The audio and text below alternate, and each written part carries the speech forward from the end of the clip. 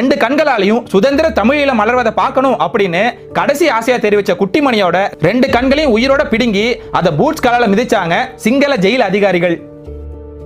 இந்த கொடூர நிகழ்வை கருப்பு ஜூலை அப்படின்னு ஒவ்வொரு ஆண்டு ஜூலை மாதமும் புலிகள் கடைபிடிச்சிட்டு வந்தாங்க.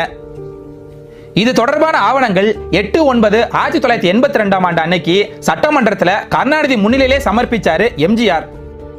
அதே போல அதன் பிறகு கைது செய்யப்பட்ட தமிழ் இளைஞர்களை சிங்கள அரசு கிட்ட ஒப்படைக்க முடியாது அப்படின்னு தீர்மானம் நிறைவேற்றினாரு எம்ஜிஆர். இப்படி புலிகள் இயக்கம் உருவாவதற்கு முன்பே தலைவரின் நண்பர்களை காட்டி கொடுத்தவர் தான் இந்த கருணாநிதி. கருணாநிதி நினைச்சிருந்தா பிரணாப் முகர்ஜி, சோனியா காந்தி, மன்மோகன் சிங் கிட்ட பேசி போரை நிறுத்த அரசியல் ரீதியா அழுத்தம் கொடுத்திருக்கலாம். ஆனா அதை செய்யாம மனைவிய தலைமாட்டுக்கும் துணைவிய கால் மாட்டுக்கும் வச்சுக்கிட்டு நல்லா ஏசி காத்து வாங்கிக்கிட்டு காலை உணவுக்கும் மதிய உணவுக்கும் இடையே 3 மணி நேர உண்ணாவிரத நாடகத்தை நடத்தினாரு இந்த கருணாநிதி. அப்புறமா பிரணாப் முகர்ஜி சொன்னதா போய்